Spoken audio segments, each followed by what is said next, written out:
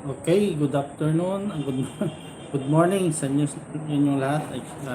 Good afternoon. Okay, once again, good morning sa inyong lahat. Welcome sa ating channel. And today we are going to have a short self-evaluation.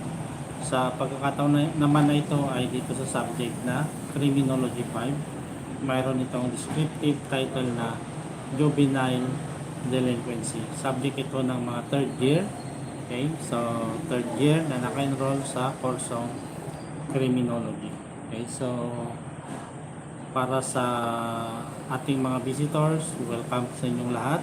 Ganun din sa mga nagre-review, lalong-lalo na sa ating mga estudyante.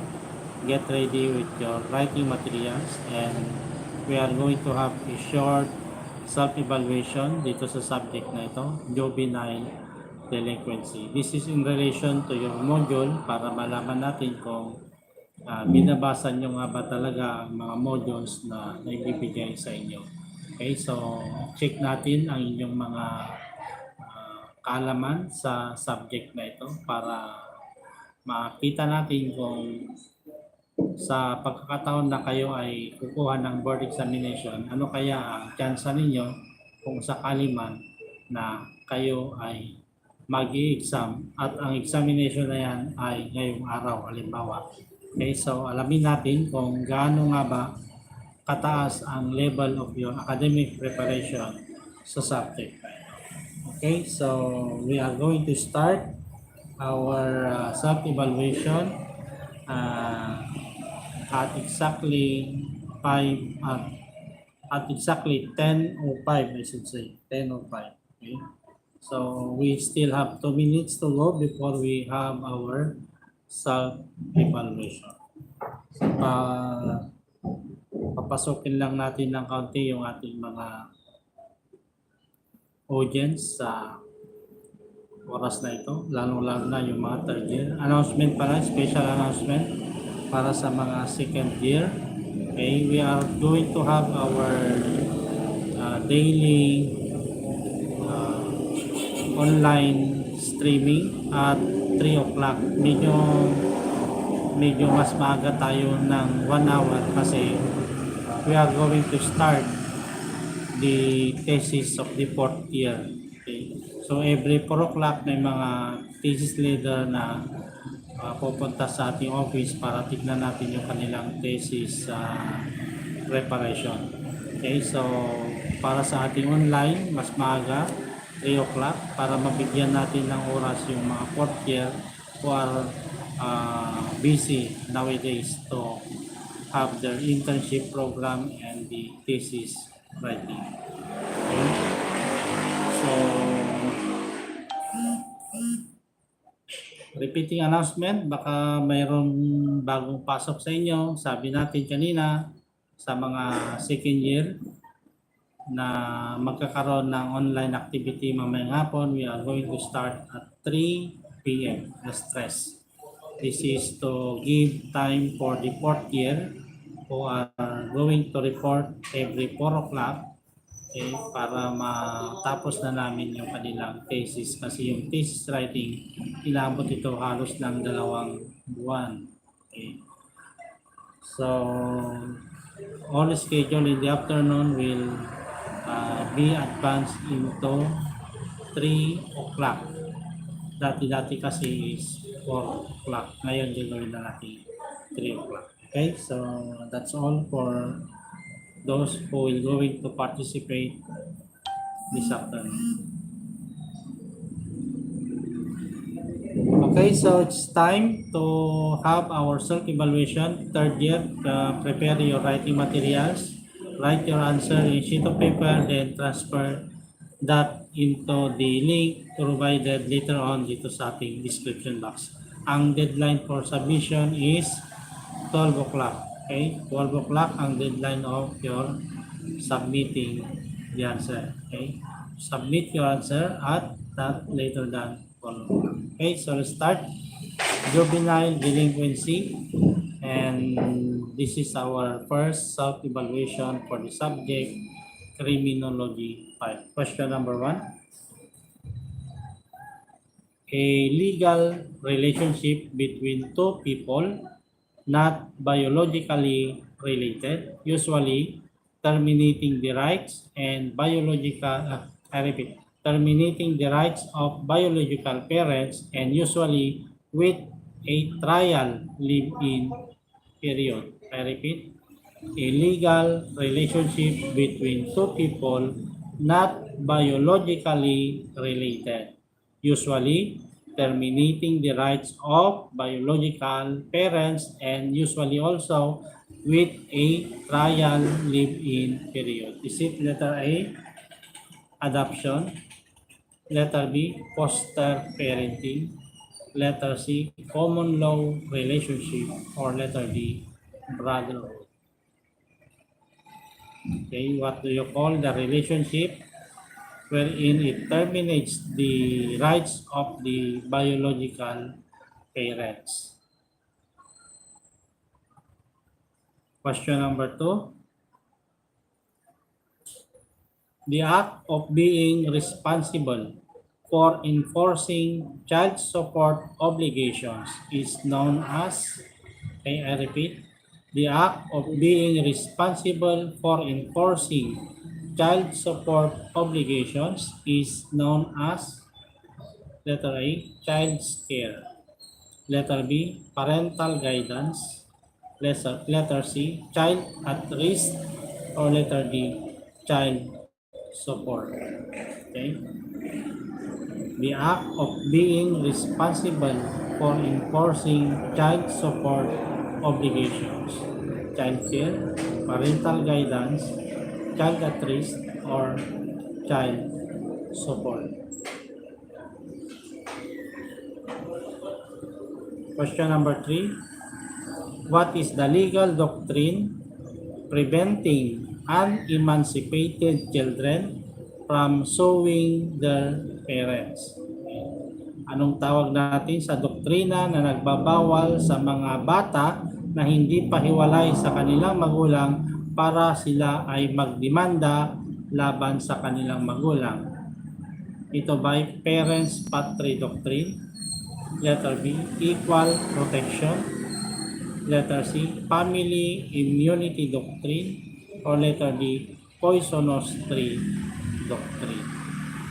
I repeat, what is the legal doctrine preventing unemancipated children from suing their parents? Parents Patriae Doctrine, equal protection, family immunity doctrine, or letter D, poisonous tree doctrine. Yan, yung doktrina ito, pinagbabawal ang mga anak na hindi pa hiwalay sa kanilang magulang kasi unemancipated pa lang sila para sila ay magdemanda. Okay. Bawal ito. Okay. Bawal sa mga anak na magdemanda sa kanilang magulang kung sila ay hindi pa emancipated. Anong doktrina ito? Next, number 4. Guardian ad litem means, so anong ibig sabihin ng guardian ad litem? Is it A, for the proceeding? Letter B, protection of child by the law. Letter C, guardians of the little children. Or letter D, legal authority. I repeat, guardian ad litem means for the proceeding. Letter B, protection of the child or protection of child by the law. Letter C, guardians of the little children. Or letter D, legal authority. Okay. Anong ibig sabihin ng guardian ad litem? Next, number 5.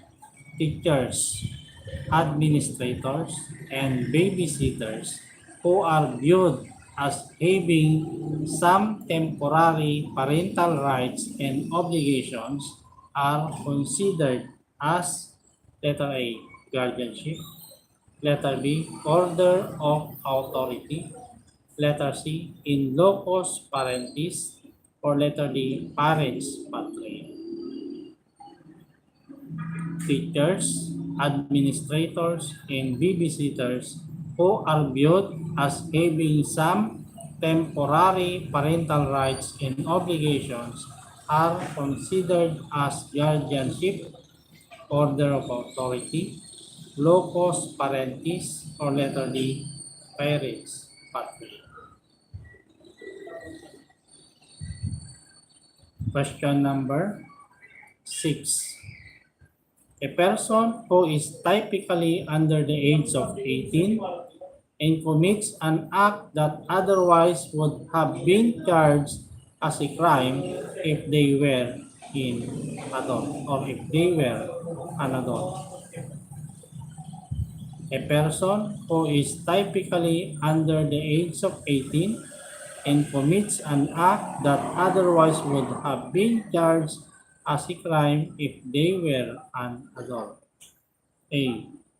Juvenile delinquent. Letter B. Adolescents. Letter C. Teenager. Or letter D. All of them.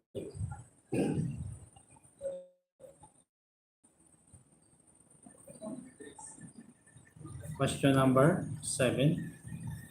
An action that is prohibited only to a certain class of people and most often applied to offenses only committed by minors. An action that is prohibited only to a certain class of people and most often applied to offenses only committed by minors. A. Crime. B. Misdemeanor. Paki-check na lang yung spelling. Letter C. Status offenses. Or letter D. Juvenile delinquency. An action that is prohibited only to a certain class of people and most often applied to offenses only committed by minors. Anong tawag natin dyan? A. Crime. B. Misdemeanor. Letter C. Status offenses. Or letter D. Juvenile delinquency.